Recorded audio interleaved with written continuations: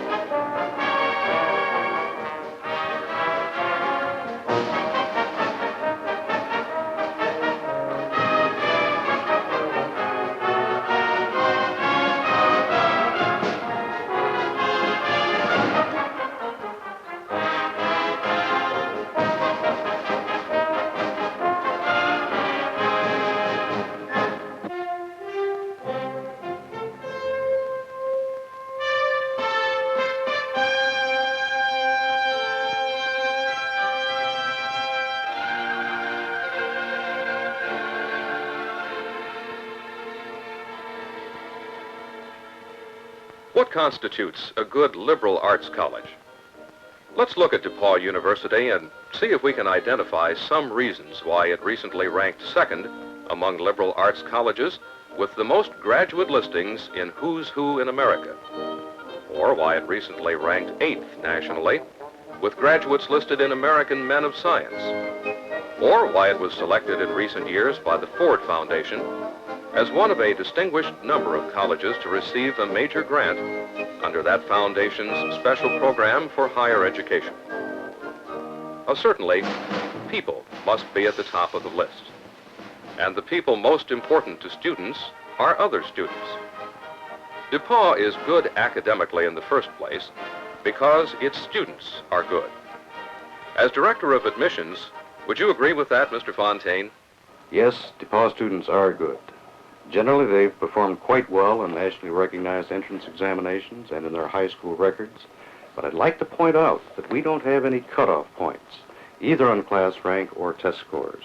Every candidate is considered on his own merits. We take into consideration the type of high school from which he's come, the competition within that high school, many other factors. We'd like to help you make your decision to go to college. If you have even a slight interest in DePauw, come and talk to us. Because we meet with thousands of high school students every year all across the country, we feel that we can help you make a good appraisal of your ability to have success at DePauw. This past year, more than 700 new students made their decision for DePauw, creating a near traffic jam for Greencastle, though it still was comfortable by Chicago rush hour standards.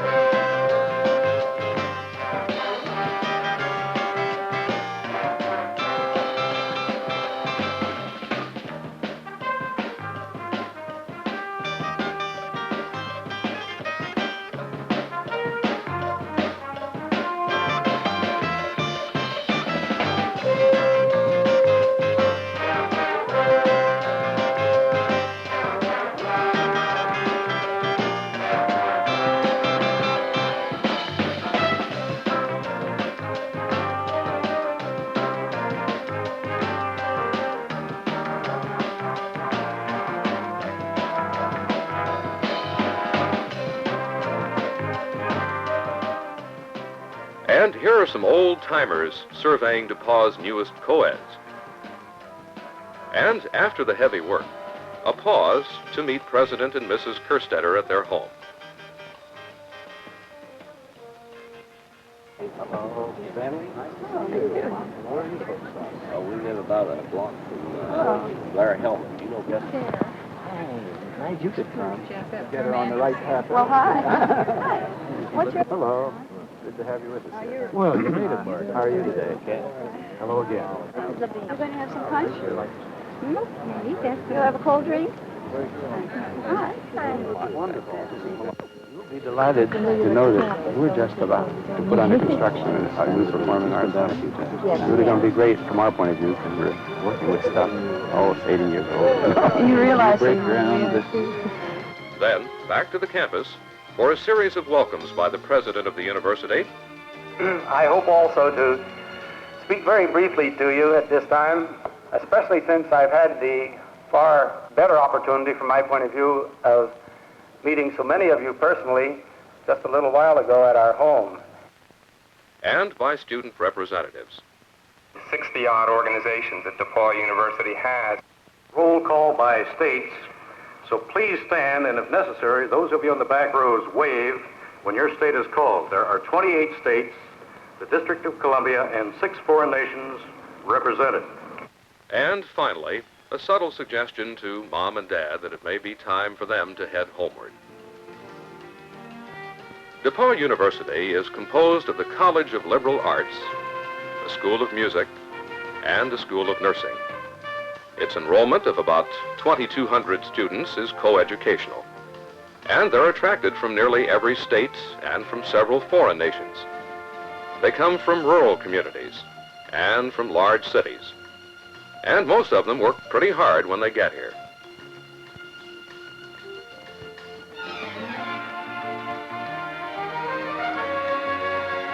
For example, here's DePauw's genius in residence as he drives himself relentlessly to complete a major research paper. But we'll get back to him later. DePauw operates on a modified semester program. The fall and spring semesters are separated by a 1-month January-winter term, during which students may undertake special projects geared to individual desires.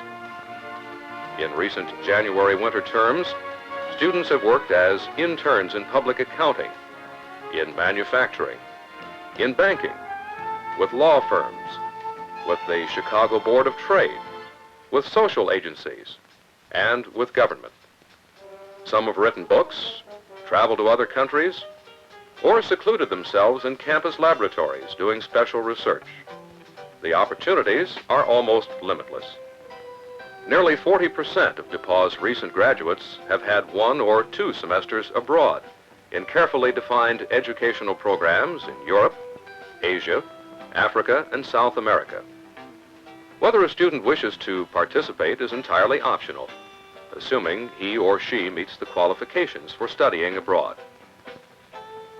Other domestic off-campus programs permit students to plunge into such areas as inner-city problems, the United Nations, and art in New York. DePauw enjoys the many advantages of a relatively small community near a large city, but its outreach embraces the world. Meanwhile, back in his room, with determination etched in every straining muscle, DePauw's gift to intellectual stardom continues his indefatigable pursuit of knowledge. Well, we were talking about DePauw's outreach embracing the world. The world doesn't have much trouble finding DePauw either.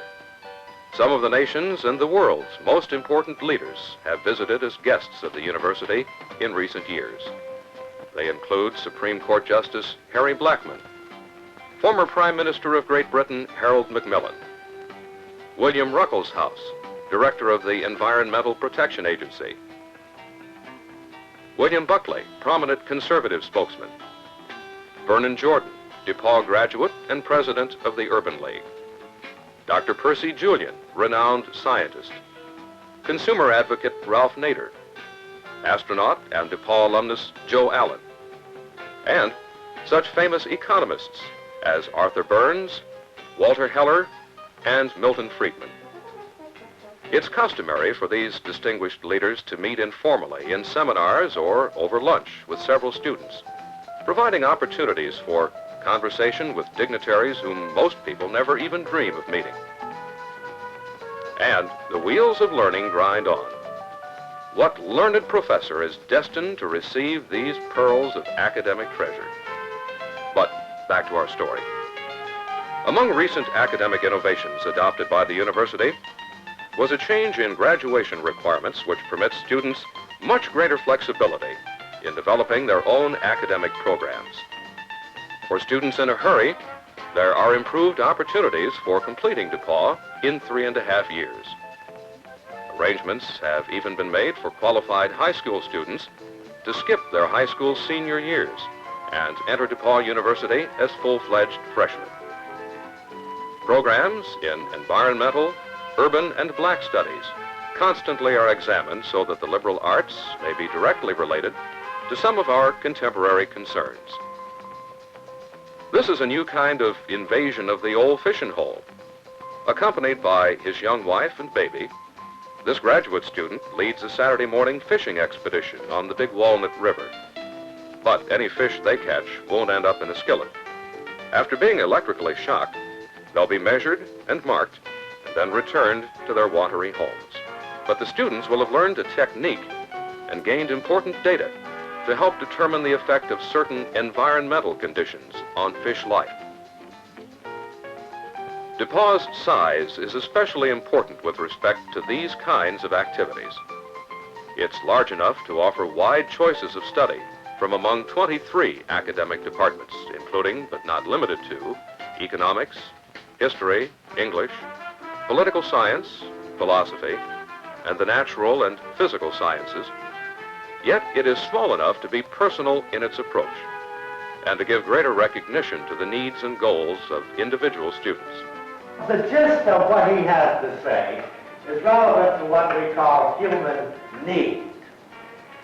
And he points out, as you will say to me correctly so, that every organism, every human organism, is working in the direction of reducing a need.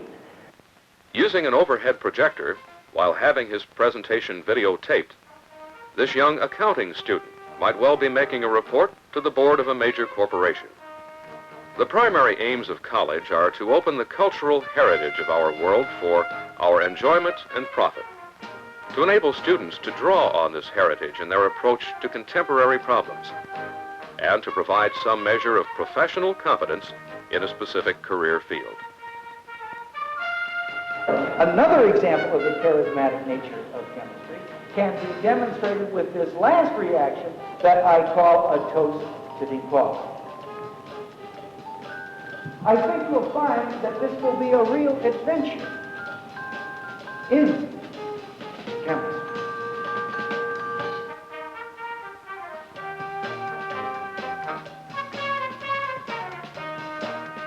Well, what have we here?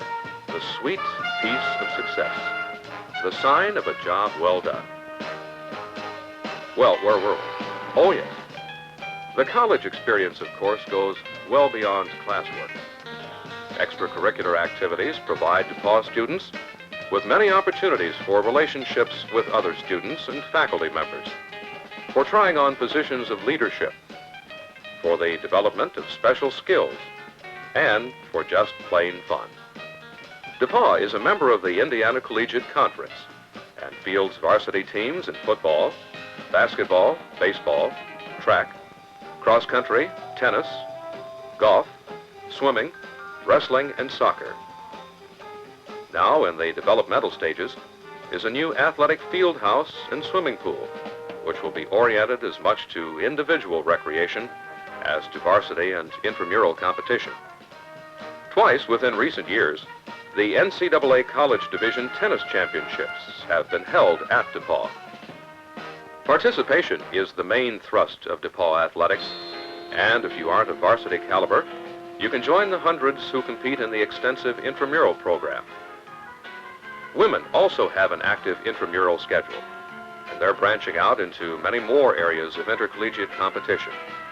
The women's tennis team virtually has dominated state competition for the past 2 or 3 years. Meanwhile, rested and thrilling to the waking dawn, hungering to share his profound ideas with teacher and classmates, our ideal student leaps to the day's challenge. Well, it looks as though his leap may take a while, so let's look at more of DePauw. The Little Theater produces at least 4 plays annually, so anyone who has the footlight bug can have his great opportunity on stage or in supporting areas. Is there anyone there who wishes to speak to anyone here? I'm going to be out, thank you. Somebody said, leave it where it is. Nonsense, dear. I heard it distinctly. Well, no one else heard it, did they? I never heard a sound. It was you, Ruth. You're playing tricks. I'm not doing any sort of... Okay? If you get off beat, though, I'll let you know. But don't look directly at me. Use me, just your peripheral vision to catch me. Direct everything to the audience, okay? Anything the music says, you say to them.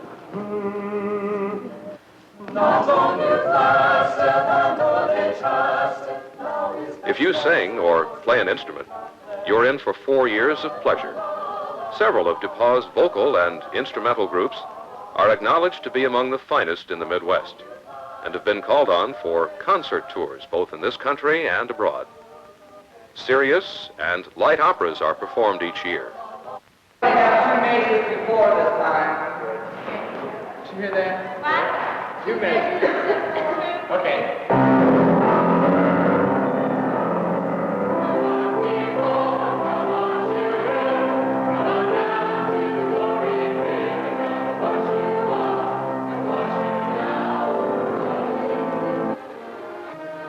All of these outstanding performing groups soon will have one of the finest facilities in the nation in which to develop their skills. Now under construction is a performing arts center which will include a 1,500-seat auditorium, a 350-seat theater, a 250-seat recital hall, teaching studios, practice rooms, a music library, and all the facilities and equipment to strengthen significantly an already thriving speech, drama, and musical program. Though DePauw has no major journalism department, hopeful journalists have every reason to be inspired by the record of success carved out by DePauw alumni in major journalistic positions across the nation. Whatever may be the magic formula, it's helped DePauw graduates achieve such positions as chairman of the board of Dow Jones Incorporated and editor of the Wall Street Journal.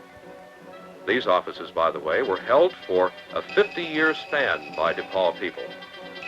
Other journalistic positions occupied by DePauw graduates include Executive Vice President of Dow Jones Incorporated, editor of Business Week, editor of the Chicago Tribune, editor of the Indianapolis Star and the Indianapolis News, and owners and editors of several smaller papers.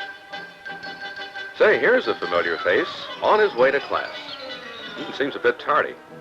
Perhaps we can help hurry him along.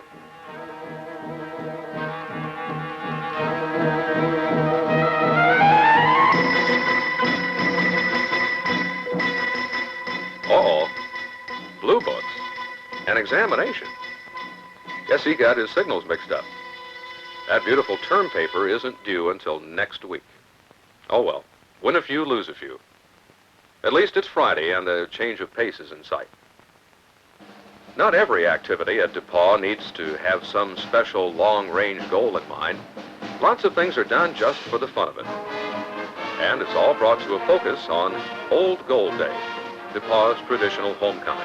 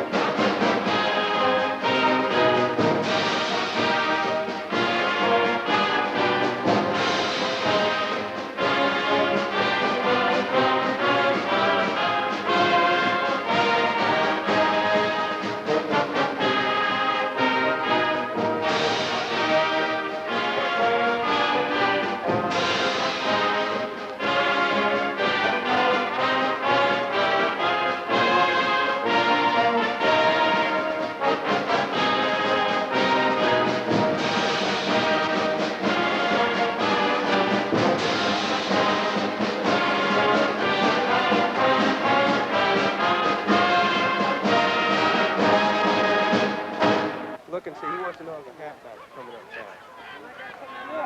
Say yes. Should have it. They say should have it. He's got it.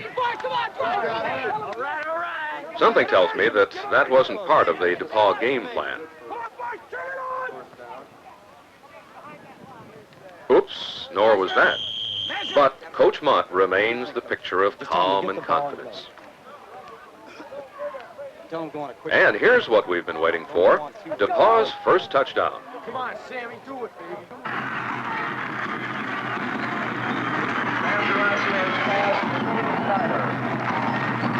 And the balloon-filled sky signals the good news for miles around.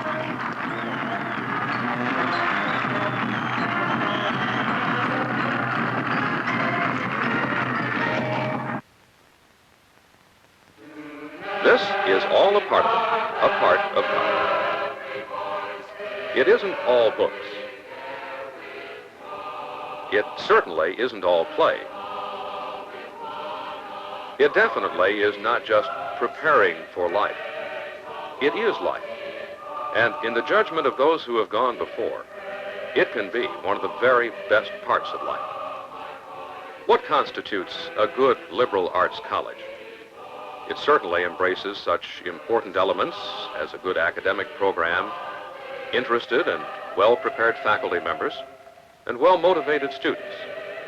It should also include opportunities for independent study and research, and for trying one's own wings in areas of increasing responsibility. It should include opportunities for competition, so that one's best efforts are challenged. It should include opportunity for cultural enrichment, both through participation and observation.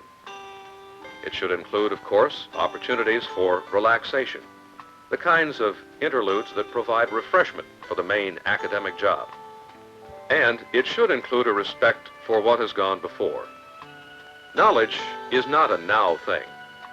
The ideas of Plato, Jefferson, Einstein, and countless others of real genius, or even average talents for that matter, have built foundations on which the cultures, the sciences, the governmental systems, the structures of our contemporary society are based. Their contributions have as much relevance today as they did centuries ago. Relevance is a function of the mind, and as our educations progress, the better we're able to extract from the lessons of history those which have special significance for us and for the problems we encounter. Education is a continuing process of discovery of principles which have existed since before the earth was formed. No university can be all things to all people. Each must identify its primary goals, and each must spell out clearly the kind of academic and social climate in which it feels its educational program can best be accomplished. DePauw University is not for everyone, nor is everyone necessarily for DePauw University. But we hope that for many of you, it may be your door to new appreciations of knowledge and learning, to exciting and rewarding career opportunities, and to new and lasting friendships.